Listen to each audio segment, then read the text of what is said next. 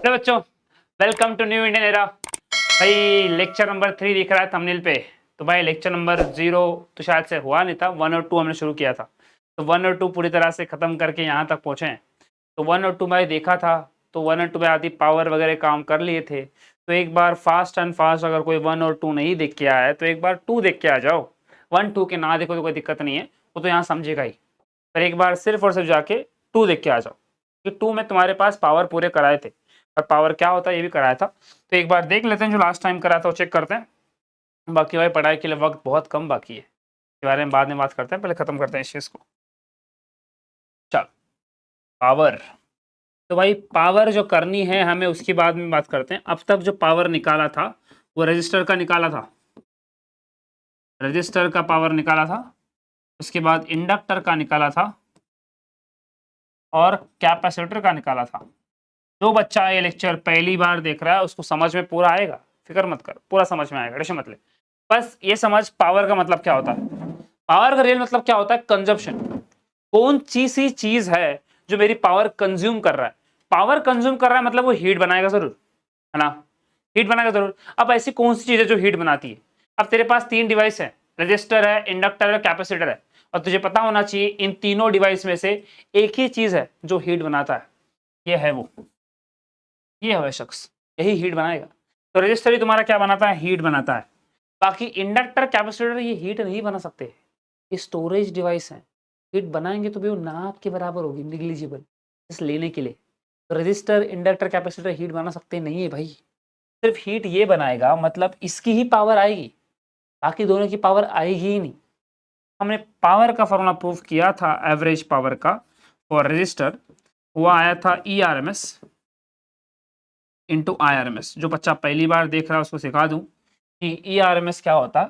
ई R M S होता है E naught by root two, E naught by root to.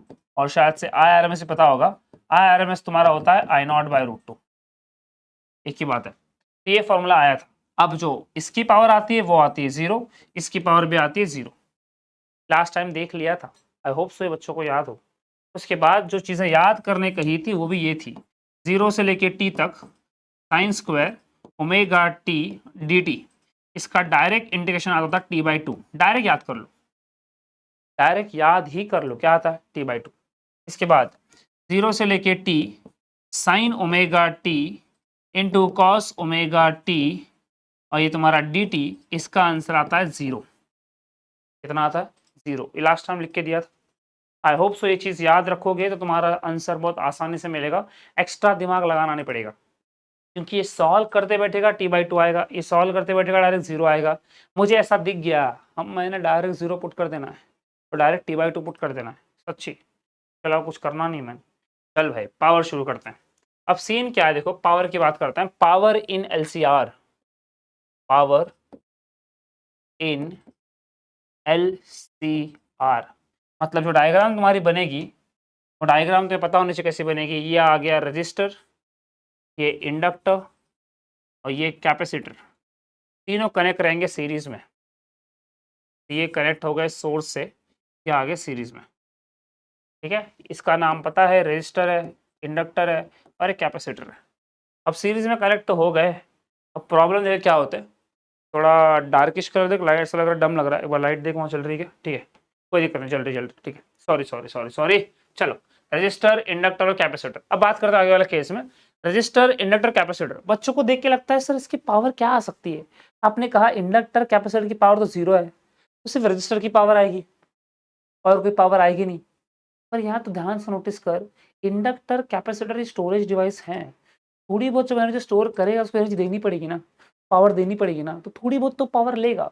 मानता हूँ power use नहीं करेगा पर पावर लेगा जरूर, तो इसके पास थोड़ी बहुत पावर तो रहेगी ना के बराबर। अब किसी ने पूछा सर आंसर क्या आ सकता है, तो मुझे इतना क्लियर है कि इसकी पावर मैक्सिमम है और इसकी पावर ना के बराबर 0 है। तो मुझे जो फॉर्मूला मिलेगा वो जनरल फॉर्मूला मिलेगा। जनरल फॉर्मूला मतलब क्या होता है कि अगर मुझे रजिस्टर की पावर रही तो वहां कुछ पुट करना चाहिए, तब रजिस्टर की पावर मिलनी चाहिए।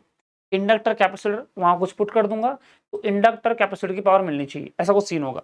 अब तुझे पता होना चाहिए पावर एवरेज का, मैं प्रूफ दिखाऊंगा, उसके पहले क्या प्रूफ आ सकता है इसकी बात करते हैं, ठीक है। अब ध्यान से देखो, रजिस्टर की पावर क्या थी, ई आर एम एस,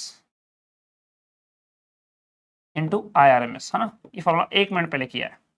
अब सीन क्या, मैंने क्या कहा कि यहाँ कुछ तो और एक टर्म आएगी जरूर, इनके सिर्फ रजिस्टर की पावर और एक टर्म आएगी जरूर। उस और एक टर्म में मैं कुछ ऐसे वैल्यूज पुट करूंगा कि मुझे रजिस्टर की पावर मिल जाएगी, कुछ ऐसे वैल्यू पुट कर दूंगा, मुझे किसकी पावर मिल जाएगी, इंडक्टर की पावर मिल जाएगी या कैपेसिटर की पावर मिल जाएगी। मान लेते हैं कुछ ऐसा टर्म है, वो टर्म है cos फाइ, क्या है फाइ एंगल cos फाइ, और फाइ पता है क्या होता है, फेज डिफरेंस। और तुम्हें इतनी बात पता हो जाएगी कि रजिस्टर में करंट और वोल्टेज दोनों भी सेम फेज में होते हैं, तो कितना होगा उनका डिफरेंस, 0। cos 0 कितना होता है, 1, पावर आ गई रजिस्टर की। इंडक्टर और कैपेसिटर में फेज डिफरेंस होता है π/2 का, पुट कर फाइ की वैल्यू π/2, cos 90 होता है 0, पूरा क्या हो गया 0, किसकी पावर आ गई, इंडक्टर की और कैपेसिटर। आई थिंक से तुम्हें बात समझ ली है, पकड़ ली है। तेरा आंसर यही आ सकता है और यही आने वाला है। अब देखते हैं कैसे आएगा। चलो, consider consider register register inductor and capacitor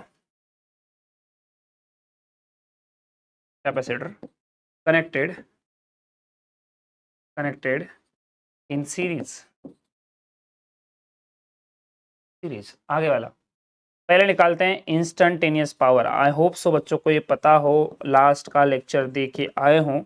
ये अगर लास्ट का लेक्चर देख के नहीं आए तो मेरे भाई थोड़ी सी दिक्कत देगा। इंस्टंटेनियस पावर का हम लोग क्यों इस्तेमाल करते हैं कि तुझे पता होना चाहिए कि तेरी पावर हर एक जगह बदलते रहेगी, क्योंकि तेरा वोल्टेज करंट खुद बदल रहा है। अगर वोल्टेज करंट बदल रहा होगा तो मेरे भाई पावर भी बदल रही होगी। तो अगर मुझे पावर बदल, उस पावर का नाम क्या होगा, इंस्टंटेनियस पावर। तो निकालूं कैसे, तो दिमाग क्या लगाएंगे, मुझे पता है हर जगह पावर बदल रही है, तो मैं उसको क्या निकाल के दूंगा, एवरेज पावर निकाल के दूंगा। एवरेज निकाल के दूंगा तो मेरा काम हो जाएगा। कि एवरेज एक ऐसी वैल्यू होती है जो ऑन एन एवरेज को बोल सकता हूँ कि पावर मेरे पास 1 से लेकर 10 तक 1000 बार पावर बदल रही थी, उसका एवरेज निकालूंगा, सारे 1000 पावर का जोड़ दूंगा, डिवाइड बाय उस पावर से नंबर से कर दूंगा, एवरेज नंबर मिलेगा, वो बोल दूंगा उसको इतनी मेरी पावर है। कोई पर्सन अगर बाइक की स्पीड से घर से लेकर अपने क्लास आ रहा है 35 किलोमीटर पर आवर की स्पीड से, तो भाई ये पर्सन बोल रहा है कि मेरी बाइक की स्पीड 35 किलोमीटर पर आवर थी। ये जो बोल रहा है ना, ये एवरेज स्पीड बोल रहा है। क्यों पता है, इतना बच्चा शरीफ तो है नहीं आजकल कोई भी, रास्ता खाली होगा तो 35 का मेंटेन करेगा, बढ़ाएगा ना। और अगर ट्रैफिक जाम रहा 35 मेंटेन कर पाएगा नहीं। तो उसने जितनी बार भी स्पीड बदले हैं सब स्पीड को ऐड किया है और जितना डिस्टेंस था उससे डिवाइड कर दिया, नंबर से डिवाइड कर दिया। जो आया उसने बता दिया मुझे, मैं भी वही करूँगा, मैं भी वही करूँगा। अब लिखते हैं पी इंस्टेंट।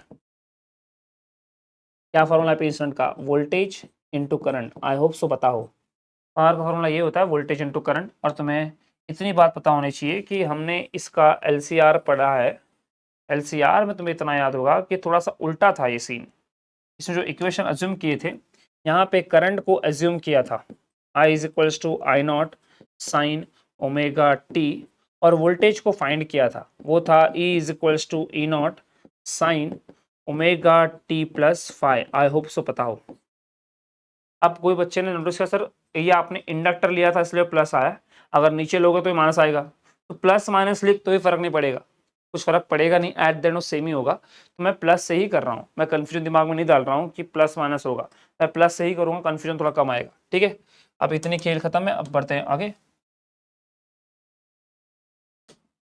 अब देख क्या शुरू होगा, अब निकालेंगे एवरेज पावर। एवरेज पावर, अब दिमाग लगा, एवरेज पावर का मतलब क्या होगा, तो ये सारे इंस्टेंटेनियस पावर को ऐड करना है। ऐड करने के लिए एक ही हथियार फेमस है, वो है इंटीग्रेशन। ये आएगा पी इंस्टेंट। अब कितने पावर है तुझे ये पता नहीं, पर कहाँ तक ये पता होता है, क्योंकि एसी में एक साइकिल होती है, साइकिल कितनी होती है, टाइम पीरियड टी वाली होती है। तो कहाँ तक पावर है, टी तक पावर, तो 0 से लेके टी तक सारे पावर को ऐड कर दिया। तो तुझे पता होना चाहिए इंटीग्रेशन करने के लिए कुछ रिस्पेक्ट चाहिए होता है। तो इंटीग्रेशन ऑफ वाई क्या है, नहीं बता पाओगे। इंटीग्रेशन ऑफ एक्स क्या है, नहीं बता पाओगे।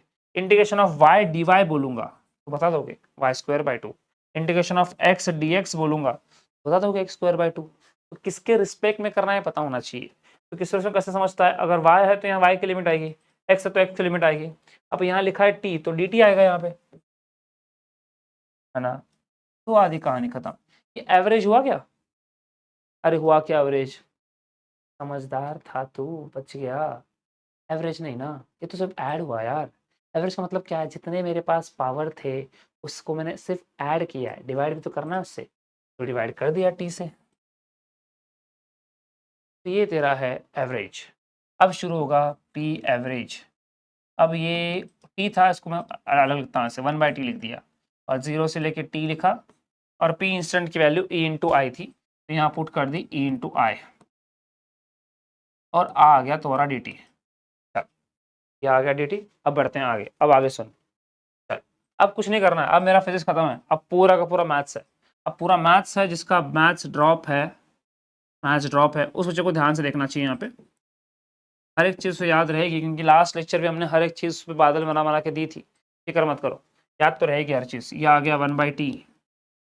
अब 0 से लेके टी तक ई की वैल्यू पुट कर दो, E not sine omega T. ठीक है, ये लिख दिया E not sine omega T plus five, और ये तुम्हारा आ गया आई की वैल्यू क्या आएगी, आई नॉट साइन ओमेगा टी, और पूरा आ गया डी टी। अब देखो क्या है, ई नॉट और आई नॉट कॉन्स्टेंट है, कॉन्स्टेंट का इंटीग्रेशन होता नहीं है। ओमेगा भी कांस्टेंट है सर, पाई भी कांस्टेंट है सर, पर वो बाहर निकलेगा नहीं रे। काहे? क्योंकि वो ससुरा एंगल के अंदर है, समझे? साइन के साथ जुड़ा हुआ है, तो निकलना पॉसिबल नहीं है। चल ले ले फिर, ये आ गया पी एवरेज। क्या बाहर आएगा देख, ई नॉट आएगा, आई नॉट आएगा, डिवाइड बाई टी आएगा। अब क्या बचा, 0 से लेके टी आया, क्या बचा है, sign omega T plus five है, और वहाँ क्या बच रहा है, साइन ओमेगा टी। तो मैं साइन ओमेगा टी को पहले लिखता हूँ और sign omega T plus five को बाद में लिखता हूँ। कुछ गलत किया, किसी का मैथ्स का रूल ब्रेक हुआ तो बता दो मुझे भाई। मुझे तो लगता है कोई मैथ्स का रूल ब्रेक नहीं हुआ, क्योंकि मल्टीप्लाई होता है, 2 इंटू 3 करूँ या 3 इंटू 2 करूँ, आंसर 6 ही आएगा। क्या टेंशन ले रहा है, आराम से, कोई दिक्कत। अब देख, तुझे कहीं देखा देखा लग रहा है, देखा है कि नहीं देखा, बताओ यार, बताओ। देखा है, पक्का देखा सर? देखा है, जिसका नीट वाले बच्चे हैं जिन्हें मैथ्स ड्रॉप कर दिया है, उन्हें ये फॉर्मूला याद होना चाहिए, या याद करना ही पड़ेगा, ऑप्शन नहीं है। मैं बैठ गया हूँ, मैं कहीं गायब नहीं हुआ हूँ, सोचना नहीं ऐसे सर हाथ दिख रहे हैं सिर्फ, सर कहाँ गए? Formula sine A plus B का, sine A into cos B plus cos A into sine B. क्या कहा, sine A into cos B plus cos A into sine B. अगर तू लगे हाथ यहाँ लिखता है तो यहाँ फॉर्मूला पहले बना के रखता हूँ तुम्हारे लिए, तो पता होना चाहिए ये ए है ये बी है, तो यह आएगा sign omega T plus five. तो बना दो, चलो ये बनाने की ज़्यादा बड़ी स्टेप हो जाएगी, तो हम डायरेक्ट पुट करते हैं, उसमें ही बना देंगे। ये कैसा चक्र पिया, ये कैसा चक्र पिया। चल, अभी शुरू, लिख P average is equals to E not I not by T है। अब तेरा इंटीग्रेशन भी है 0 से लेके टी तक, और बाहर तुम्हारा साइन ओमेगा टी भी है, और यहाँ डाल दिया हमने ब्रैकेट। अब ये क्या है, sine A plus B, formula क्या है, sine A into cos B plus cos A into sine B, sine B, sine B, ये आ गया ब्रैकेट, और ये आ गया डी टी। चलेगा? अब देखो, साइन ओमेगा टी ब्रैकेट के बाहर दिख रहा है, साइन ओमेगा टी अंदर मल्टीप्लाई कर सकते हैं, कर सकते हैं, तो ये साइन ओमेगा टी इसको भी मिलेगा और इसको भी मिलेगा, तो कर दो यार, दे दो, बांट दो, बांटने से यार प्यार बढ़ता है, बांट दो। ये आ गया ई नॉट, ये आ गया आई नॉट बाई टी, 0 से लेके टी तक, sign omega T into sine omega T, तो ये हो जाएगा साइन स्क्वायर ओमेगा टी, और ये कॉस फाइव बचा रहेगा।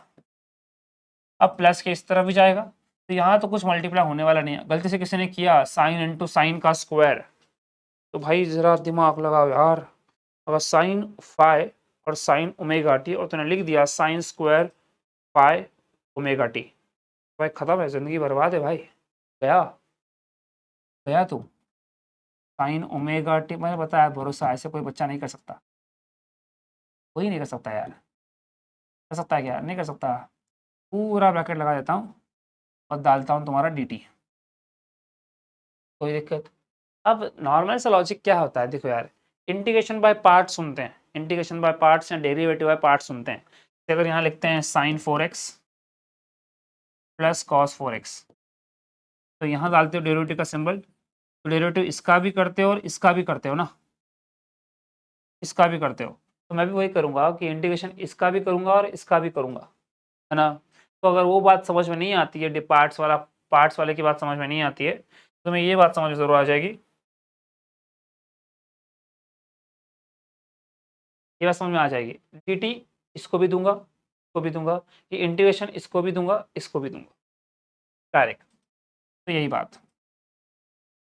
अब देख, तो तुम लोग चाहो तो मैं एक बार dt बांटता हूँ, बाद में इंटीग्रेशन बांटता हूँ, तुम्हारी मर्जी है।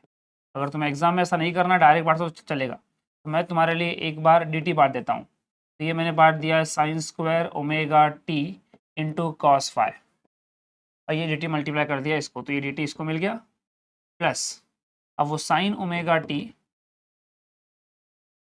Sign phi into cos omega T, और ये dt इसको भी है। एक से मैं dt बांटा, अब इंटीग्रेशन बांट दो, तो इंटीग्रेशन इसको भी दो, इस वाले टर्म को, इसके पास तो ऑलरेडी है, तो एक मल्टीप्लाई उसको भी कर दो, इक्वल्स टू के मल्टीप्लाई जाएगा ना, ये ब्रैकेट डालना है तूने, पूरा ब्रैकेट डाल दे, अब तुझे कन्फ्यूजन नहीं आएगा।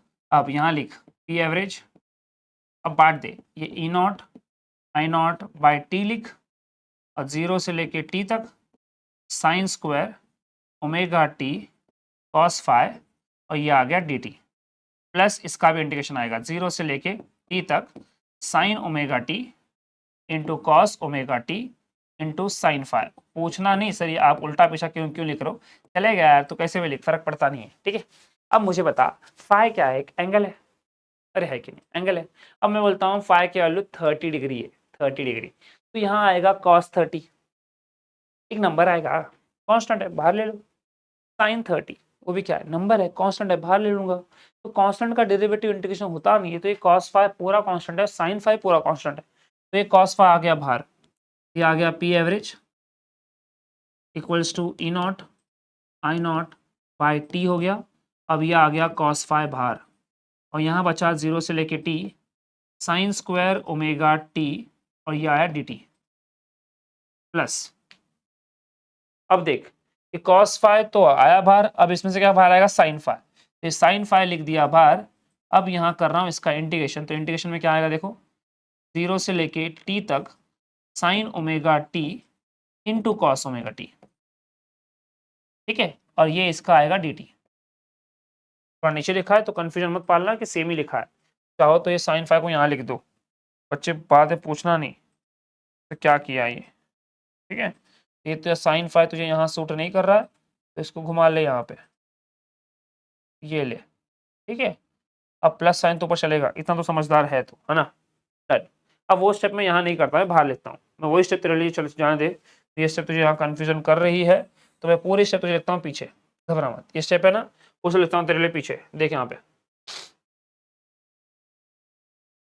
पी एवरेज, अब देख पूरे स्टेप लिखता हूँ पीछे, पी एवरेज क्या है, E not I naught by 2 था, और यहाँ था 0, cos फाइव को मैंने बाहर लिया था, तो cos फाइव ले लिया मैंने बाहर, तो ये आ गया 0 से लेके t तक, और ये आया साइन स्क्वायर ओमेगा टी, और ये dt, ठीक है। अब इस स्टेप में देख साइन फाइव कांस्टेंट था ना, साइन फाइव मैंने बाहर लिया, तो साइन फाइव बाहर ले लिया, तो साइन फाइव बाहर आते ही अंदर बच गया 0 से लेके t तक sign omega T into cos omega T, और ये आ गया dt। अब हमने स्टार्टिंग के लेक्चर में ही इसकी बात करके रखी थी कि 0 से लेके t sign square omega T dt का answer t/2 sign omega T into cos omega T dt, पड़ा 0, याद आ रहा होगा। अब देख यहाँ दिखाता हूँ, काहे टेंशन ले रहा हूँ,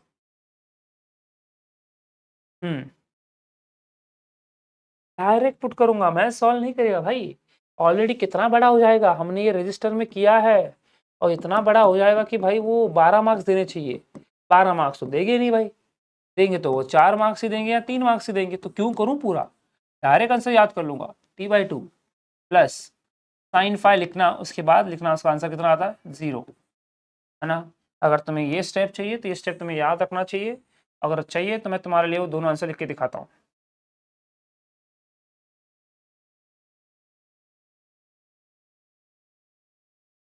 वी नो दैट। ठीक है,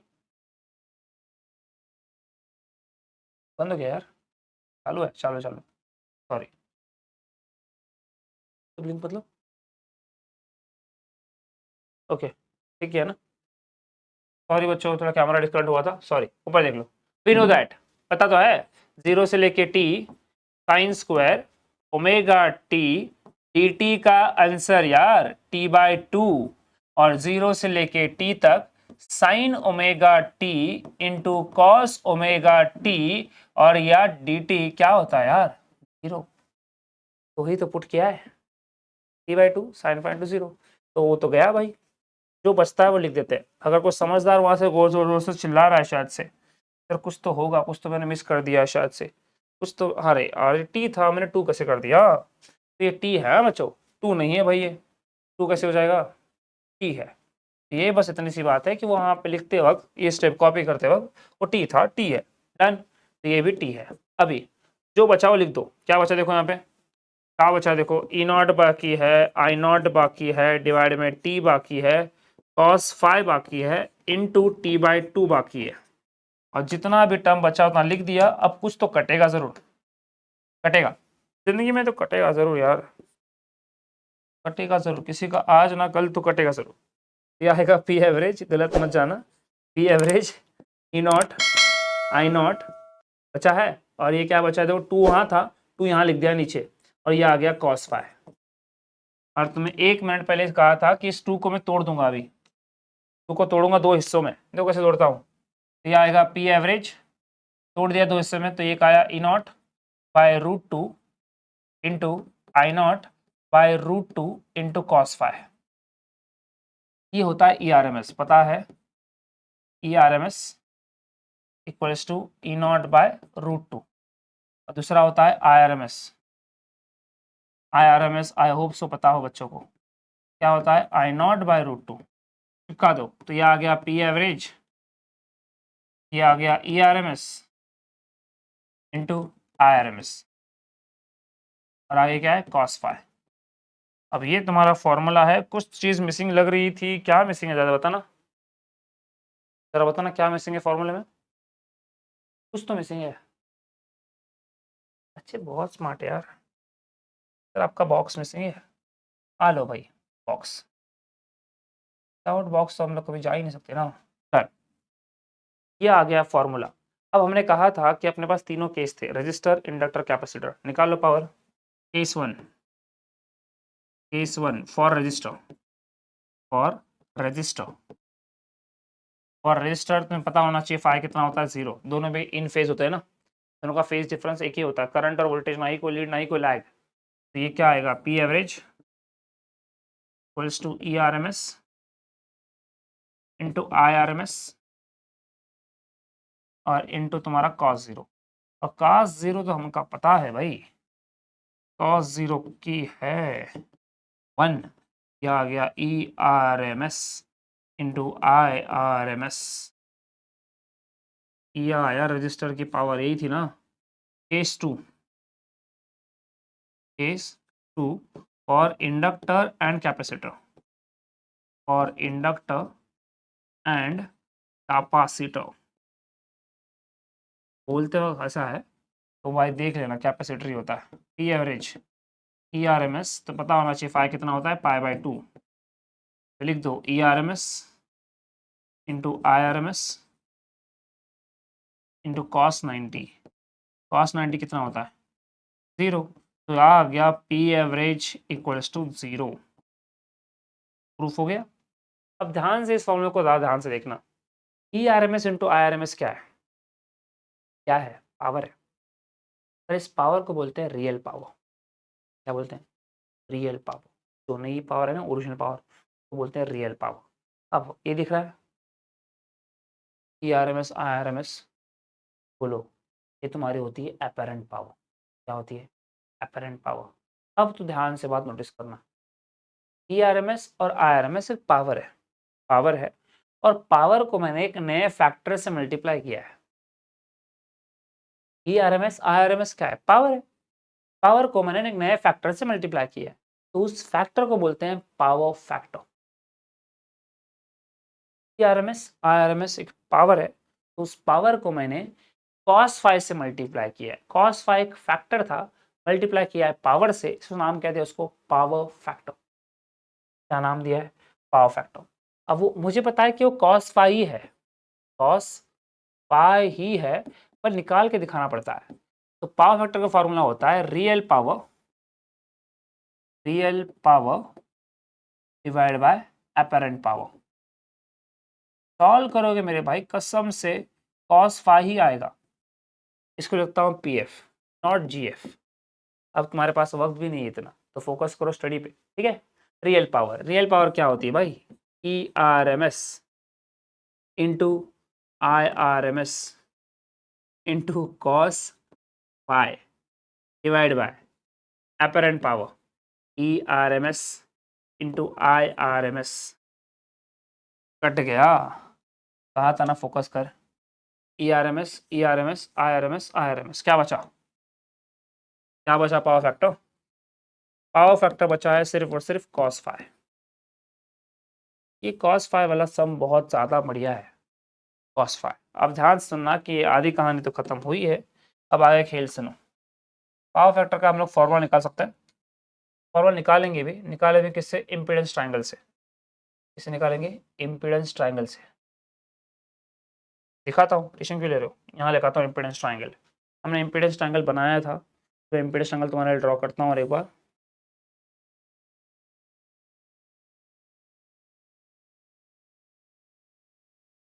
ठीक है, अब यहाँ ई नॉट था, पर मैं यहाँ जेड डाल रहा हूँ, मैं वोल्टेज की बात नहीं कर रहा हूँ, मैं रेजिस्टेंस की बात कर रहा हूँ।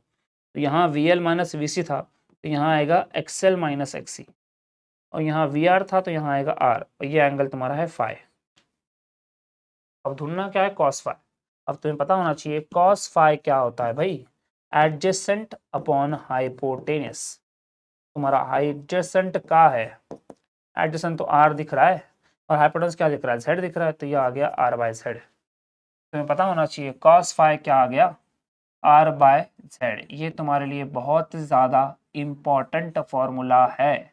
इस पे एक सम बुक में दिया गया है, वो सम बहुत ही आसान सम है। मतलब क्या बोलता है, पावर फैक्टर दिया है 0.5, क्या दिया है 0.5, 0.5 पावर फैक्टर दिया है, आर की वैल्यू शायद से 100 या 10 कुछ तो दिए, चेक करना, आर की वैल्यू देखे रखिए।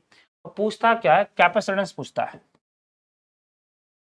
सी पूछता है, आर दिया है, एफ दिया है, सब दिया है, पूछ क्या रहा है सी। बच्चे अजीब पगला जाते हैं, तो सी कैसे मिलेगा यार, मिल जाएगा, देख पूछा तो cos phi R divided by under root, याद आ रहा है, R square plus XL minus XC का होल स्क्वायर। ये फॉर्मूला था इम्पिडेंस का। अब उसने सिर्फ सी पूछा है ना, तो उसने एक्सएल दिया ही नहीं है, तो ये टर्म तेरी क्या है, जीरो है, तो लिख R square plus XC square. तो एक्सी ढूंढ ले, अगर तूने एक्सी ढूंढ लिया, तुझे पता है एक्सी कितना होता है, 1/ओमेगा सी। अब तुझे यहाँ से ओमेगा निकल जाएगा, सी ढूंढ लेगा तू, तो सी क्या आ जाएगा, 1/ओमेगा इंटू एक्सी। सम खत्म। इतना टफ नहीं है, बस ये दिमाग लगाना होता है, समझे। ये हो गया तुम्हारा पावर फैक्टर निपट गया। एक बार ध्यान से पावर फैक्टर को देख लो भाई, ये पावर फैक्टर का डिल्यूशन बहुत ज़्यादा बड़ा नहीं है, बस आसान है, अगर दिमाग लगा करेगा तो चिंदी है, हलवा है। ध्यान से एक बार देख ले, महफिल में तेरी हम ना रहे जो, आई होप सो देख लिया ये स्टेप। अब ये एक स्टेप देख लो, चन्ना अच्छा, चलो चंगा, अगली गली। अब ये टॉपिक थियरी है, टॉपिक का नाम अगर लिखूंगा तो चलेगा, लिख देते हैं, टॉपिक का नाम लिखते हैं, कुछ अलग कलर से लिखते हैं, चलो इससे लिख लेते हैं। टॉपिक का नाम है एलसी ऑसिलेशन। क्या नाम है, एलसी ऑसिलेशन। ऑसिलेशन हमारा पढ़ा के हो गया है, यहाँ बात करते हैं आखिर एलसी ऑसिलेशन क्या है। इसमें जो एल लिखा गया है भाई, क्या लिखा गया है, एल, इस एल का नाम होता है बेसिकली इंडक्टर। क्या होता है, इंडक्टर। सी स्टैंड्स करता है, वो होता है कैपेसिटर। ठीक है, इतना है। मतलब होने वाला क्या है, इसमें इंडक्टर कैपेसिटर के ऑसिलेशन होने वाला है। ध्यान से देखना, बात करते हैं। तो थोड़ा बुक में थोड़ा अजीब तरीके से दिया गया है, 4-5 डायग्राम बनाए गए, ज़रूरत नहीं है, थ्योरी टॉपिक है, पूछेगा तो भी 2 मार्क्स के लिए पूछेगा, 3 मार्क्स के लिए तो इसका पूछने का चांसेस ना के बराबर है। तुझे 2 मार्क्स के लिए एक्सप्लेन करना चाहिए, वो एक्सप्लेन तो आराम से कर लेगा, 4 पॉइंट चाहिए होते हैं। अब बात करते हैं कैसे, डायग्राम में फोकस करना, क्योंकि डायग्राम तो नए तरीके से बता रहा हूँ, तरीका कुछ तो नया तरीके से बता रहा हूँ, बुक में शायद से अजीब तरीके से बताया गया, तो मैं थोड़ा अलग तरीके से बता रहा हूँ।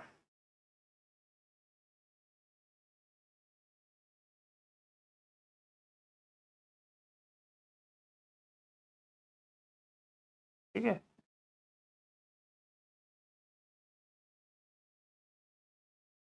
चलो अब यहाँ करेक्ट करते हैं इंडक्टर।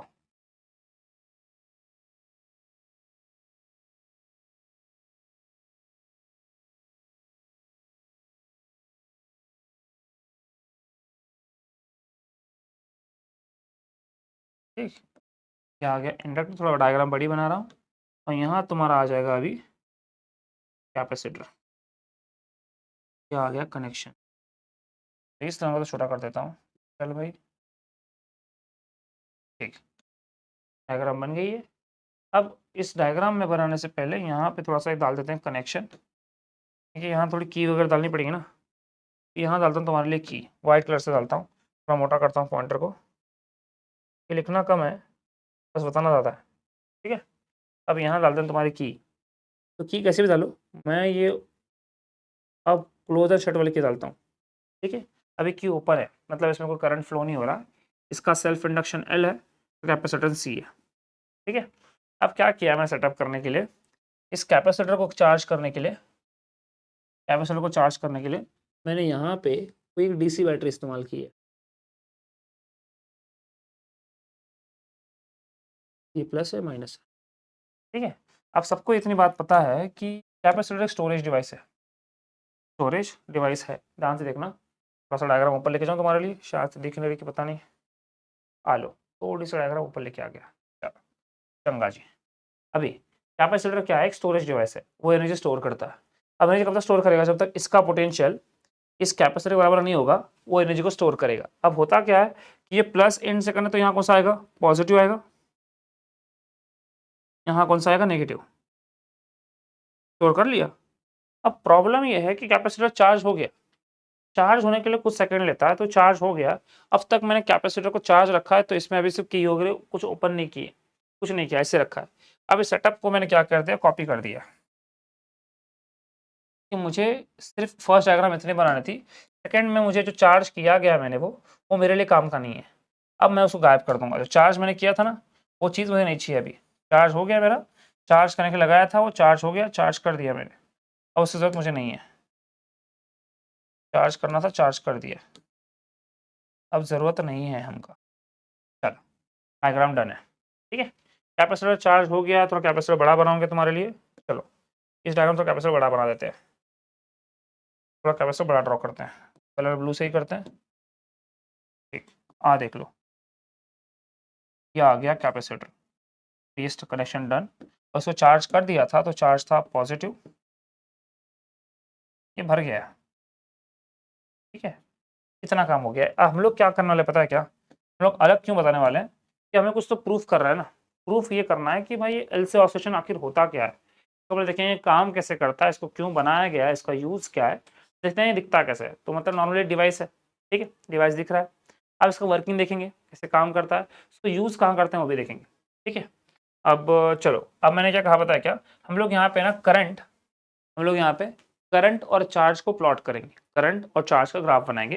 तो करंट और चार्ज को प्लॉट करना है, तो हमें ग्राफ बनाने के लिए कुछ कोऑर्डिनेट्स लगेंगे, ये तुम्हारे हो गए हॉरिजॉन्टल एक्सिस, और यहाँ पे तुम्हारी आएगी वर्टिकल एक्सिस, यहाँ पे करंट और चार्ज को प्लॉट करेंगे।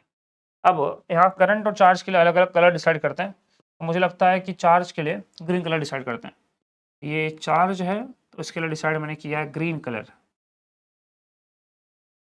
और करंट के लिए डिसाइड करते हैं, बोलो कौन सा कलर, पिंक, नहीं यार पागल है क्या, पिंक कलर कौन चूज करेगा, ये आया ऑरेंज कलर, ये आ गया तुम्हारा करंट,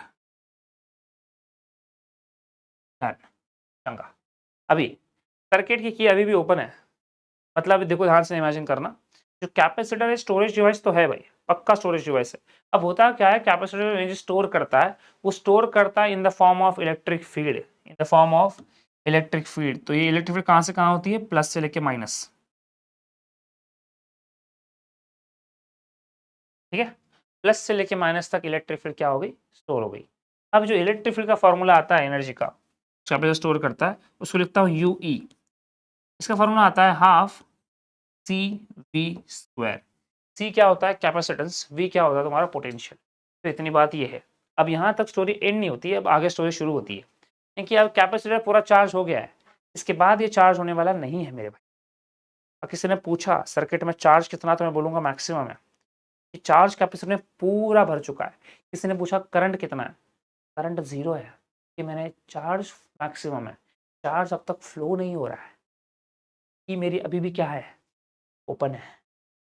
जब क्लोज करूंगा तब ये कैपेसिटर भाई साहब अब स्टोर कर रहे थे, अब ये फ्लो करना शुरू करेंगे। क्योंकि पता होना चाहिए कि बकेट में एक बार तो पानी डालते रहेगा डालते रहेगा डालते रहेगा, एक हद तक पानी आएगा, उसके बाद बकेट में पानी आने वाला, वो होगा ओवरफ्लो। तो इसमें चार्ज आएगा आएगा आएगा, एक हद तक आएगा, अब क्या होगा, ओवरफ्लो, तो चार्ज बाहर निकलना शुरू होगा। मतलब सर्किट में स्टार्टिंग वाले केस में हमारा करंट जीरो है और चार्ज क्या है, मैक्सिमम, चार्ज की है मैक्सिमम। तो मैं यहाँ पे कुछ 4-5 एक रेफरेंस लाइन ड्रॉ कर लेता हूँ, शायद रेफरेंस लगेंगे हम लोग को, रेफरेंस लगेंगे ज़रूर।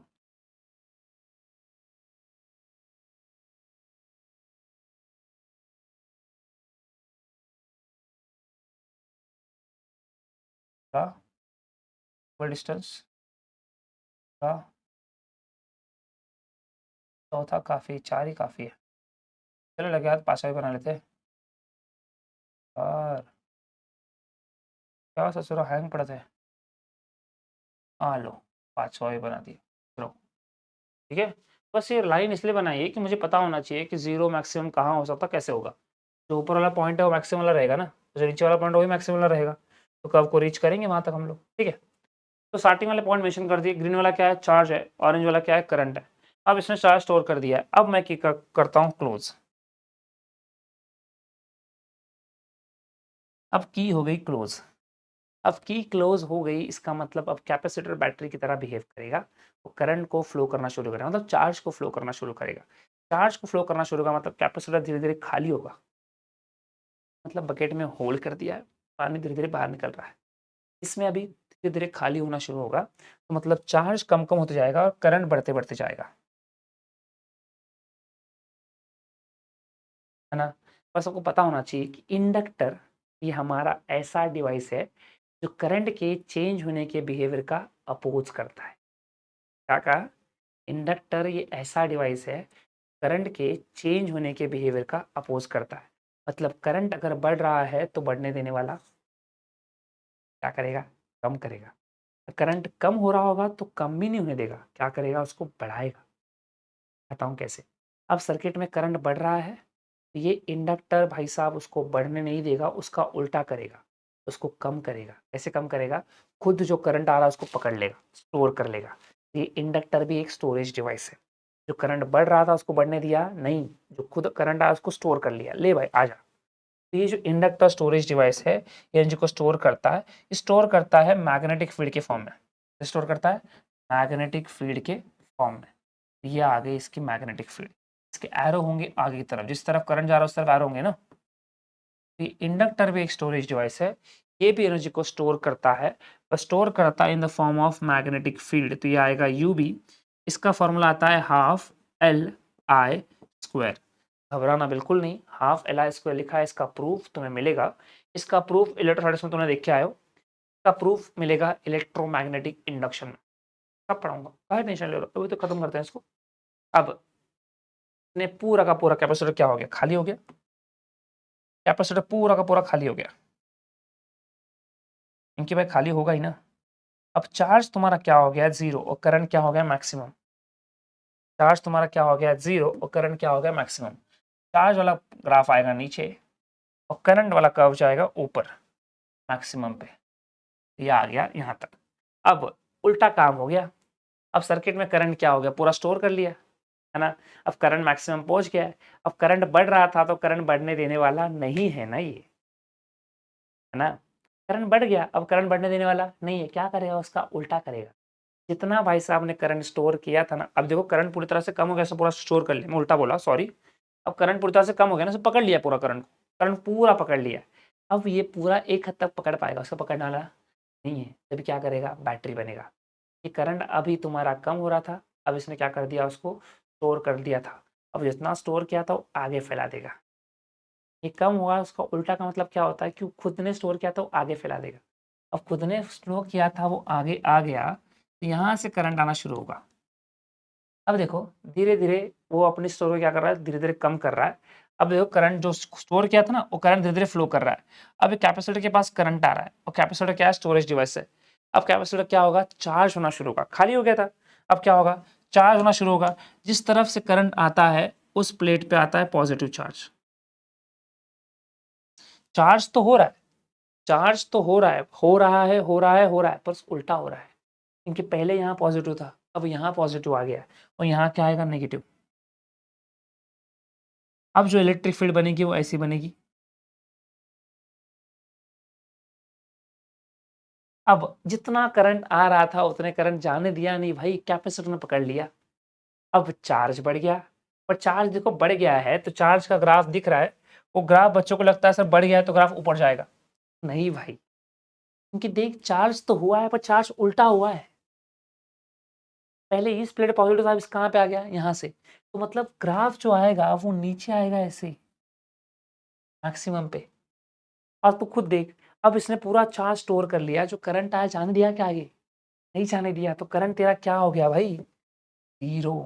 तेरा करंट कहाँ आ गया, दो पे। अब आगे खेल सुन, ट्विस्टेड क्या है। अब एक हद तक चार्ज होगा, एक हद तक चार्ज होगा, उसके बाद चार्ज होना बंद, चार्ज हो नहीं पाएगा। ये बकेट में पानी आ गया, पूरा भर दिया, अब पानी कहाँ से आएगा, नहीं आएगा। अब फिर से काम करेगा बैटरी का, अब फिर से काम करेगा बैटरी का, पर जिस तरफ से पॉजिटिव चार्ज होता है उस प्लेट से, उस प्लेट से करंट निकलना शुरू होता है। जहाँ से आएगा उस प्लेट पे पॉजिटिव आएगा, और जब करंट फ्लो करना शुरू करेगा तो जिस तरफ से पॉजिटिव आया है उसी एंड से आएगा। पता होता है करंट कैसे होता है, पॉजिटिव से निकलता नेगेटिव पे आता है। तो करंट अब निकलना शुरू होगा, पर करंट निकलना शुरू होगा यहाँ से, यहाँ से। तो इस प्लेट से अब करंट निकलना शुरू होगा, तो करंट निकलना यहाँ शुरू होगा तो कैपेसिटर क्या होगा, धीरे धीरे खाली होगा। तो धीरे धीरे खाली होते होते पूरा खाली हो जाएगा, और सर्किट में करंट को बढ़ा देगा। पर ये करंट को बढ़ने देने वाला नहीं है, कौन बढ़ने देने वाला, इंडक्टर। अब इंडक्टर करंट को बढ़ने देने वाला नहीं है, उसके बढ़ने का अपोज करेगा। जितना आ रहा है तो क्या कर लेगा, स्टोर कर लेगा, आने दे भाई। तो इस बार जो मैग्नेटिक फील्ड बनेगी वो थोड़ी सी अलग बनेगी, है ना। क्योंकि करंट इस तरफ से आ रहा है तो मैग्नेटिक फील्ड बनेगी थोड़ी उल्टी बनेगी, है ना। अब मैग्नेटिक फील्ड बनेगी कंफर्म, और जो मैग्नेटिक फील्ड बनेगी वो ऐसे बनेगी, इस बार सारे एरो इस तरफ आ जाएंगे। तो इस बार इसने क्या कर दिया, जितना भी करंट आया उसको स्टोर कर लिया, स्टोर कर लिया। अब स्टोर कर लिया है तो अब वो क्या हुआ, थोड़ी देर तक स्टोर करेगा। अब करंट तुम्हारा बढ़ रहा था तो ये फिर से करंट बढ़ने देगा नहीं, देखो अब पूरा चार्ज खाली हो गया, पूरा चार्ज खाली हो गया, मतलब चार्ज पूरा कहाँ आ गया, जीरो पे। अब करंट मैक्सिमम हो गया है, करंट मैक्सिमम हो गया, करंट बढ़ गया है पूरी तरह से। पर करंट ध्यान से देखो उल्टा फ्लो हो रहा है। तो अगर करंट बढ़ रहा है मतलब वो ग्राफ जो आएगा उल्टा, मतलब क्या आएगा, नीचे। बढ़ रहा है तो ऊपर में जाना, ये उल्टा आ रहा है तो ग्राफ का आएगा नीचे मैक्सिमम पे। ग्रीन कलर नहीं था अपना, ऑरेंज कलर था, ये आ गया नीचे, पक्का। अब थोड़ी देर बाद फिर से जो करंट इसने फ्लो स्टोर कर दिया था, अब करंट बढ़ रहा था, उसको बढ़ने देने वाला नहीं था। अब देख पूरा करंट स्टोर कर लिया, अब करंट तो पूरा कम कर दिया, अब कम भी नहीं होने देगा, क्योंकि जितना स्टोर किया वो आगे फैला देगा ना। तो ये क्या कर देगा, अब करंट यहाँ से आना शुरू होगा, अब करंट यहाँ से आना शुरू होगा, ये पूरा धीरे धीरे खाली होगा। अब कैपेसिटर फिर से चार्ज होना शुरू होगा, पॉजिटिव प्लेट पे पॉजिटिव आएगा, करंट यहाँ से आ रहा है ना, तो नेगेटिव यहाँ बनेगा। फिर से इलेक्ट्रिक फील्ड बन जाएगी, फिर से चार्ज क्या हो जाएगा, मैक्सिमम। अब फिर से चार्ज क्या हो गया, मैक्सिमम हो गया, और करंट क्या हो गया, जीरो, है ना। अगर ध्यान से कोई दिखेगा आगे का प्रोडिक्शन क्या होगा, तो आगे का प्रोडिक्शन पता है, चार्ज आ जाएगा जीरो पे, करंट हो जाएगा मैक्सिमम पे।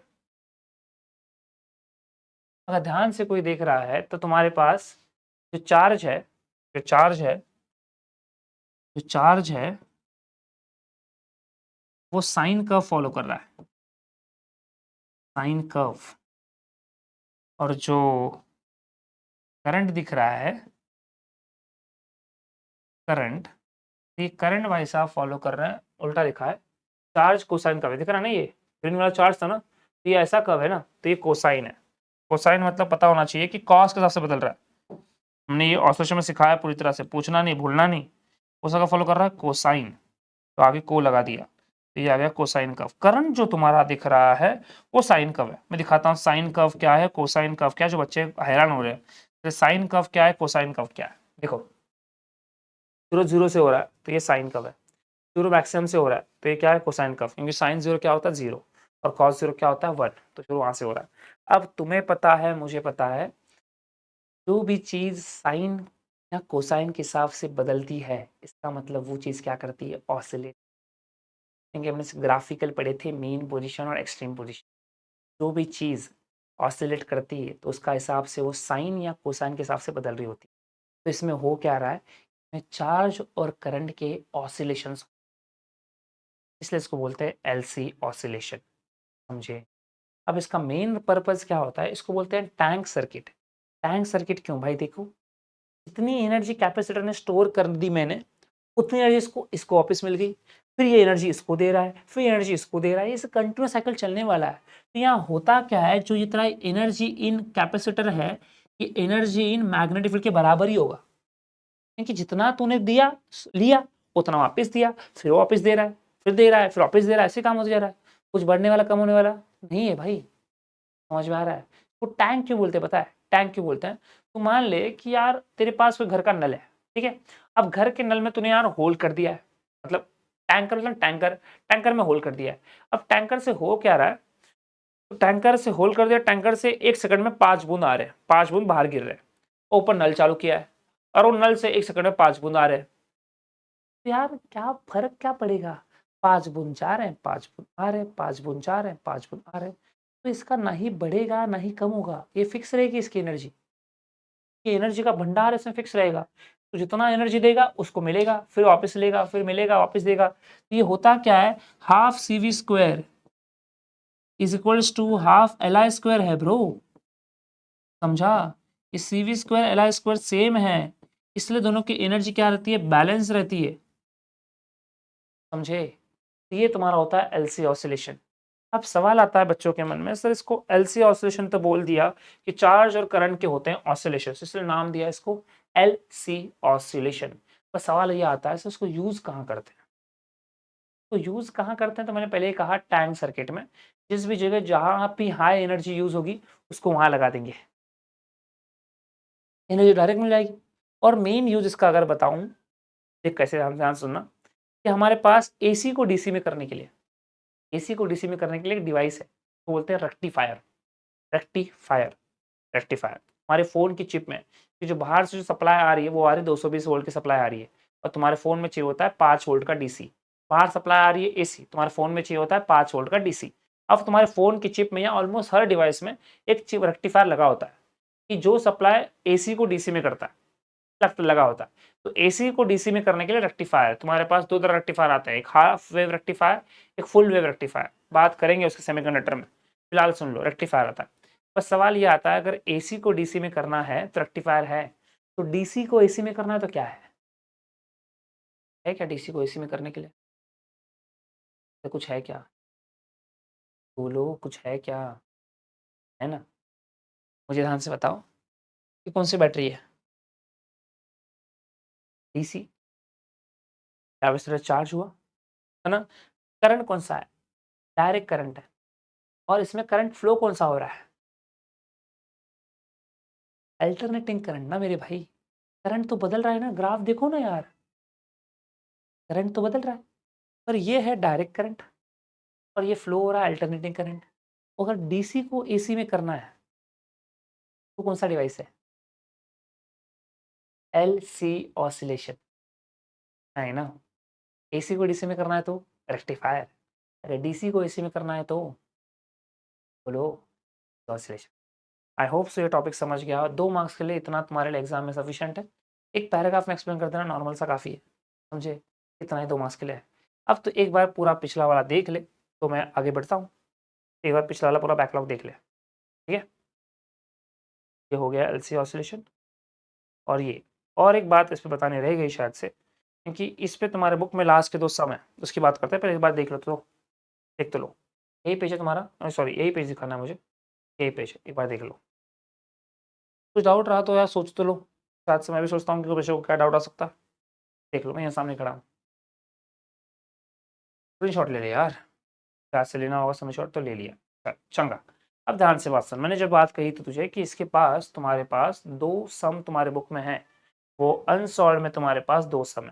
सम इतने हलवा है, मैं दिखाता हूँ हलवा क्यों है। कि सम ऐसा है कि वो बोलेगा एलसी ऑसिलेशन, क्या इस्तेमाल बोलेगा, एलसी ऑसिलेशन करके बोलेगा, एल सी ऑसिलेशन, ऐसा कुछ वर्ड इस्तेमाल करेगा। तुझे क्लिक हो जाना है कि क्या करना चाह रहा है, क्या पूछना चाह रहा है।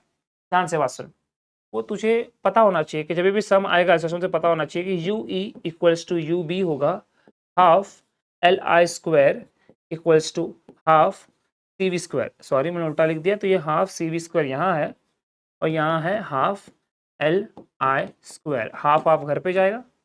अब क्या होगा बता, 2 तरह के सम है, 2 तरह के सम है। एक तरह के सम में वो पूछेगा आई निकालने बोलेगा, क्या निकालने बोलेगा, आई। और एक तरह के सम में निकालने बोलेगा एल। एक में आई बोलेगा, एक में एल बोलेगा, इतना ही सम है।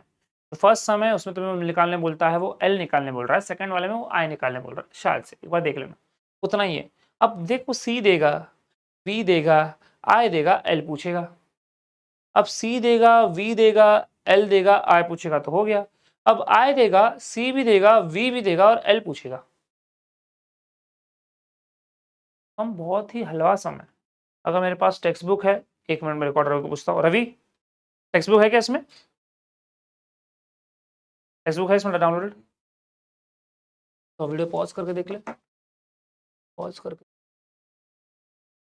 पॉज करना है क्लियर ये। चल हाँ भाई, तुम्हारे टेक्स्ट बुक निकाल के रखिए कि मुझे लगता है कि वो 2 सम अभी करा के दे दूं मैं, कि भाई लगे हाथ देर नहीं, ये कंसेप्ट सिखा दिया तो सम कर दूंगा तो हमारा कंसेप्ट बिल्ड हो जाएगा। ऐसा एक बच्चे ने कमेंट में कहा था, तो बच्चे का शुक्रिया, अब कंसेप्ट बिल्ड हो गया है। तो अभी उस कंसेप्ट की तैयारी करते हैं कि कंसेप्ट आता है कि नहीं आता है। मत वालिए, ओ मत वालिए, पढ़ाई चल रही है कि नहीं चल रही भाई, क्योंकि वक्त तो बहुत कम बाकी है तुम्हारे पास, वक्त कम बाकी है।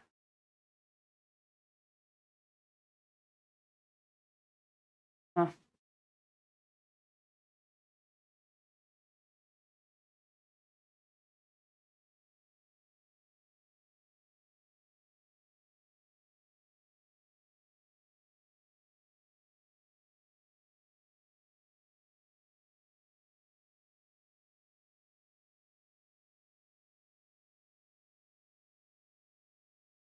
ये बात ही इसी सर्किट से। एक मिनट बच्चा, सॉरी यार, एक मिनट रुक जाओ, मेरी कसम से रुक जाओ। हाँ मैं बोला था ना इसका प्रूफ मिलेगा हाफ एल आई स्क्वायर का, देखो यहाँ है वो प्रूफ, दिखाऊंगा, टेंशन मत लो। क्या दिख नहीं रहा है, अभी दिख रहा होगा हाफ एल आई स्क्वायर, हाँ अभी दिख रहा है। इसका प्रूफ दूंगा, सब्र करो, मैं प्रूफ मिलेगा जरूर, मैं दे दूंगा उसको प्रूफ बाद में। फिर अभी शुरू ही नहीं किया हम लोग ने, अभी पूरा शुरू करेंगे, पूरा बताएंगे। अब ये शुरू हुआ है ए सी तुम्हारा, जो हमने खत्म किया है वो 2 एल सी आर पूरा खत्म हो गया, एल सी ऑसेशन हो गया। इसके ऊपर सम तुम्हें दिखाना है, अभी थोड़ा सा ही बाकी है, खत्म हो जाएगा एक ही। अब ये तुम्हारा पास आ गया है सम, मैंने कहा था लास्ट के 2 सम। पक्का स्क्रीन पूरी तरह से दिख रहा है, हर एक सम क्लियर दिख रहा है, तो सम की प्रैक्टिस करके खत्म करते हैं। सम का आंसर भी बहुत हलवे तरीके से मिलता है, ज़्यादा कुछ टफ तरीके से नहीं मिलता। देखो सम पढ़ता है तुम्हारे लिए, 22 10 microfarad, a 10 microfarad capacitor is charged to a 25 volt of potential। दिख रहा है, a 10 microfarad capacitor is charged to a 25 volt potential। तो भाई साहब ने सी दे दिया ना, मैंने कहा था सी दे देगा वो, और ये वी भी दे दिया है। Battery is disconnected and pure 100 millihenry, समझ ले क्या दे दिया है, 100 मिली हेनरी, ये दे दिया L, is connected across the capacitor so as the LC oscillation are set up, calculate the maximum current। दिख रहा है, अब उसने C दिया, V दिया, L दिया और I पूछा, तो यार सम तो मैं तुरंत कर दिखा दूं। अब देख लो, ये सम यहीं कर लेते हैं, आधे 22 था ना सम, शायद से 22 है। तो आ लिख लिया नंबर, आल शुरू करते हैं। गिवन में उसने सी दिया था, बी दिया था और ये एल भी दिया था, और टू फाइंड में उसने पूछा था करंट। और फॉर्मूला मैं पहले लिख देता हूं कि मुझे पता है सम समझ में आ गया। सम किस पे है? एलसी ऑसिलेशन पे। तुझे पहले समझ में आना चाहिए। तो U E is equals to U B, उसने वहां साफ साफ लिख के दिया था, दिखा ना, लिख के दिया था। अब यहाँ शुरू करेंगे सोल्यूशन, पहले गिवन तो लिख लूं भाई, गिवन तो लिख लेते हैं। तो आ ले लो गिवन। तो 10 माइक्रोफैराड कैपेसिटर, तो ये है 10 माइक्रोफैराड कैपेसिटर, 25 वोल्ट का पोटेंशियल। तो ये आ गया 10 माइक्रोफैराड कैपेसिटर। माइक्रो मतलब होता है 10⁻⁻⁶, है ना, फैराड आ गया, माइक्रो तो क्या -6। ध्यान से लिखिएगा तो डायरेक्ट बनेगा ये -5, 10 -5 बन गया ना। तो सी मिल गया, और वी दिया 25 वोल्ट, और जो सी दिया था वो 100 मिली हेनरी था, 100 मिली हेनरी। तो तुझे पता होना चाहिए 100 तो 100 रहेगा, पर मिली हेनरी होता है 10⁻³ और ये हो जाएगा हेनरी। 2 0 -3 है तो भाई कट गए, तो 10⁻1 बचेगा, ये हो जाएगा हेनरी। अब तो सम देखो बेटा, चेक कर लो, तुम्हारे लिए दिखाता हूँ, दिख रहा है ये 100 मिली हेनरी। तो अभी सम खत्म करते हैं। आए तो शुरू करते हैं। तो ये मुझे पता है U E is equals to U B, formula सिखाया था, half C V square equals to half L I square. तो हाफ हाफ घर पे, तो बचता क्या है, आई निकालना है, तो आई निकालने वाले हैं अभी 2 मिनट में। तो ये आ गया C V square equals to L I square, L को भेजो डिवाइड में, ये आ गया C V square divided by L equals to I square. ये आएगा I square equals to C V square by L, काम आई से तो रूट में डाल दो, ये आएगा रूट में C V square by L, सबकी वैल्यू पुट कर दो। सी की वैल्यू देके रखिए 10⁻⁵, तो ये रूट के अंदर आएगा, तो ये आया 10⁻⁵। और 25 का स्क्वायर, 25 का स्क्वायर अगर तो लिखेगा तो वो हो जाएगा 625। तुम्हारे लिए करके दिखाता हूँ, 25 का स्क्वायर, ठीक है, डिवाइड बाय एल, एल दिया गया 10⁻⁻1, ये आ गया 10⁻⁻1। अब तो अगर सॉल्व करेगा तुझे पता होना चाहिए कि ये 10⁻⁻1 है, ऊपर जाने के बाद +1, -5 और +1 लिख के दिखाता हूँ, घबराओ मत। क्या पता नहीं कोई बच्चे को अगर ज़्यादा कमजोर रहा तो अजीब हो जाएगा। तो 10⁻⁻5 तो था ही, अभी -1 पर जाने के बाद +1, तो ये आ गया +1। तो आई इज इक्वल्स टू क्या है, 25 का स्क्वायर है, मैं नहीं करना चाह रहा, फिर भी कर देते कोई दिक्कत नहीं होगा। तो रख देते हैं, 25 का स्क्वायर ही रखा, इनके रूट में निकल जाएगा वो, मुझे पता है। तो ये आएगा 10⁻⁻4। अब तुम देखो सॉल्व करो, दोनों रूट को अलग अलग बांट दो, मैं इतना बेसिक नहीं करता, फिर भी तुम्हें दिखाना पड़ रहा है तो दिखाता हूँ। देखो दोनों रूट को बांट दो, तुम्हें पता होना चाहिए आई इज इक्वल्स टू √25 का स्क्वायर, और ये आएगा 10⁻⁻4 का भी स्क्वायर, -4 ही, ठीक है। अब 25 का स्क्वायर से तो 25 बचेगा, और तो पता होना चाहिए कि रूट के जब बाहर निकलता है ना तो होता है -2 में, ऑफकोर्स ये आ जाएगा -2, क्योंकि याद करो रूट का मतलब क्या होता है, हाफ। भाई ये बात बतानी पड़ रही तो 12th का अजीब हो जाएगा। ये हाफ का मतलब क्या होगा, हम पावर मल्टीप्लाई करते हैं तो कितना आएगा, 4 × हाफ, देख रहे हो। तो ये आंसर आ गया 25 × 10⁻²। अब पॉइंट यहाँ है ना, पॉइंट यहाँ है, इतना लिख के छोड़ दो तो भी काफ़ी है। पर तुम्हें अगर बुक का आंसर मैच करना जाना है तो लोग मैच कर सकते हो, कोई दिक्कत नहीं है। उसने मैच कैसे किया होगा, पॉइंट को सरकाया होगा आगे या पीछे, कुछ तो किया होगा, देखते हैं अगर यही आंसर है तो यही आंसर रहेगा। तो देखो मैंने कहा था, उसने 0.25 लिखा है, पॉइंट को सरका दिया पीछे, ये पॉइंट यहाँ था ना, सरका दो पीछे। तो पता होना चाहिए जब पॉइंट तुम्हारा लेफ्ट की तरफ आएगा तुम्हारी प्लस पावर बढ़ेगी। तो अगर 2.5 करूंगा तो ये होगा 10⁻² और ये आएगा +1। अब और एक सरकाता हूँ, तो और एक सरकाऊंगा तो ये होगा 0.25, तो और एक +1 बढ़ेगा, और +1 क्या हो जाएगा, +2। तो ये +2 पड़ा खत्म, तो आ गया तुम्हारा 0.25 एम्पियर। तो भाई खुश रहो। अब ये एक सम हो गया, तो लगे हाथ ये एक सम भी कर सकते हैं। ये एक सम तुम लोग करना, मैं बोलता हूँ यार सम बहुत ही आसान है, ट्राई तो करो यार, कहाँ जा रहे हो। अब आए हो तो सीख के ही जाओ, ट्राई तो कर लो, ट्राई तो कर लो जल्दी फास्ट। 23 वाला सम, 23 वाले सम में कोई ज़्यादा ट्विस्ट नहीं है, सम बहुत ही हलवा है, अगर दिमाग लगा करेगा तो तुरंत हो जाएगा। जो वक्त दूँ, टाइम दो, वक्त दूँ, चलो वक्त देते हैं तुम्हें, टाइम देते हैं, तुम्हें पर टाइम दूंगा तो ये शायद स्क्रीन हट जाएगी। हाँ टाइम दूंगा तो स्क्रीन हट जाएगी मेरे भाई, तो टाइमर दूँ कैसे, ठीक है टाइमर पर लगाता हूँ, उसके बाद देखता हूँ टाइमर आता है कि नहीं आता। टाइमर बड़ा हो गया। टाइमर मुझे लगता है मोर देन 2 मिनट भी काफ़ी है, तो 2 मिनट भी तुझे बहुत ज़्यादा हो जाएंगे, फिर मुझे 2 मिनट देता हूँ। ठीक है, 2 मिनट तुम्हें दे रहा हूँ भाइयों, 2 मिनट में तुम्हारा सम शुरू होना चाहिए। तो मैं यहाँ लगा देता हूँ ये तुम्हारा टाइमर ऑन, और ये तुम्हारा आ गया सम तुम्हारी स्क्रीन पे। और टाइमर दिख ही नहीं रहा, मतलब क्या है? डायरेक्ट करो यार, पॉज करो और करो। मैं टाइमर गायब करता हूँ, पॉज करो और करो। ठीक है, मुझे लगता है मैं इसलिए टाइमर लगा रहा था कि बच्चों को ज़्यादा करके हैबिट नहीं होती ऑन स्पॉट करने की। तुम लोग हैबिट डालो ऑन स्पॉट करने की, तब तुम्हारी ज़िंदगी में आसानी बहुत ज़्यादा आएगी, क्योंकि तुम्हारी प्रॉब्लम ही न्यूमेरिकल्स हैं। अब अगर प्रॉब्लम सॉल्व नहीं होगी तो कुछ मतलब नहीं होगा। तो पहले करते हैं गिवन, फिर टू फाइंड, और फिर फार्मूला। अब फार्मूला हमें पहले ही पता है कि यूज़ किसके करने वाले हैं, एलसी ऑसिलेशन यूज़ करने वाले हैं। तो ये होगा U E is equals to U B, और यहाँ आएगा तुम्हारा सोल्यूशन। तो खत्म कर देते हैं यार, आ जा। चल, अभी कहाँ गया कहाँ गया कहाँ गया? हाँ, सम दिखाना था ना, सम दिखाना, तो सम यहाँ है ना, आ देख लो। 100 माइक्रोफराड की दिया है, 100 माइक्रोफराड, मतलब ये दे दिया सी। उसके बाद 50 वोल्ट सप्लाई, ध्यान ने कहा ना वी दे दिया है, V. Then the source supply is remove and the capacitor is connected across an inductance as a result of which 5 ampere current flow to the inductance। तो करंट दे दिया है 5 एम्पियर। अब पूछा क्या है, calculate the value of inductance. समझे? तो सी दिया है, वी दिया है, और आई भी दिया है। तो सी, वी और आई, तुम्हें सी दिया गया है, सी दिया था 100 माइक्रोफराड, तो ये 100 माइक्रोफराड, वी दिया था 50, और आई दिया था 5 एम्पियर। देख लो और एक बार कंफर्म कर लेते हैं। दिख रहा है ये 50, खूब मजा यार। सी, वी, और ये आई, ठीक है, यही बात। अब दिया है टू फाइंड में क्या निकालने बोला, एल। अब तो शुरू कर दो यार, फिर से एक बार, half C V square equals to half L I square, half half घर पे, तो क्या आ गया फॉर्मूले में, C V square equals to L I square. काम एल से ही है तो आई स्क्वायर डिवाइड में, फिर आ गया C V square by I square is equals to L, then L is equals to C V square by I square.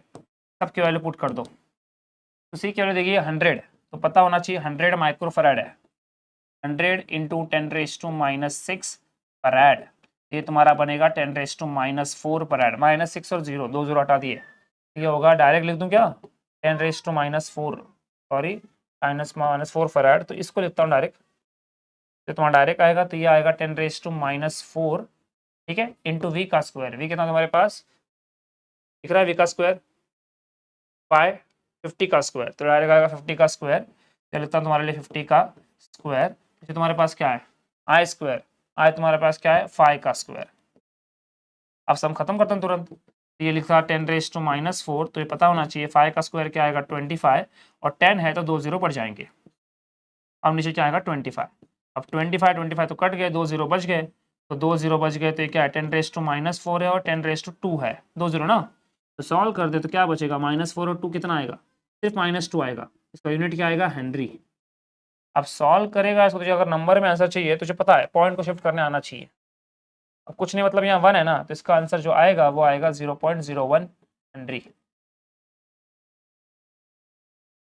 खत्म है, सम शुरू होते ही खत्म हो गया। 3 मार्क्स मिलते हैं भाई, इसके भी 3 मार्क्स मिलते हैं और इसके भी 3 मार्क्स मिलते हैं, इस वाले सम के भी 3 मार्क्स मिलते हैं। सोचो, अब 3 मार्क्स के लिए कोई सम ऐसा पूछेगा तो मैं खुशी होगी कि दुख होगा मुझे, अब मैंने बताना, खुशी होगी कि दुख होगा, पक्का बताना। मुझे तो खुशी होगी यार, पक्का खुशी होगी यार। 3 मार्क्स के लिए सम पूछेगा तो मैं तो नाचने का मन करेगा, पर ठीक है, नाचूंगा नहीं, है ना। तो ये हो गए तुम्हारे सम, दोनों सम हो गए। 100 दिखा, आंसर दिखाना था, आंसर देख लो। चलो, डन है चंगा काजी। तो भाई ये लेक्चर यहीं ख़त्म करेंगे। अब बचते हैं सिर्फ 2 टॉपिक, वो है तुम्हारे रेजोनेंस, सीरीज रेजोनेंस और पैरेलल रेजोनेंस, शार्पनेस और चोक कॉइल, इतना ही बचता है।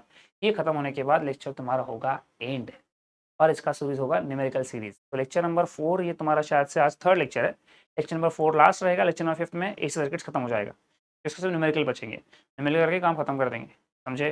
तो ट्राई करते हैं कि न्यूमेरिकल आज ही हो जाए, मतलब इसी लेक्चर में तुम्हारे नेक्स्ट लेक्चर में न्यूमेरिकल हो जाए, नेक्स्ट लेक्चर में न्यूमेरिकल तुम्हारे हो जाए, समझे।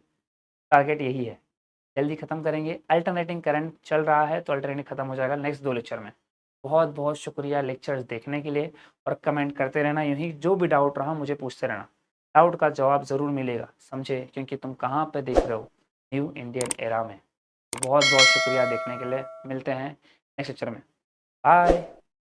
जाऊँ ना, चलो बाय, ख्याल रखो, मिलते हैं।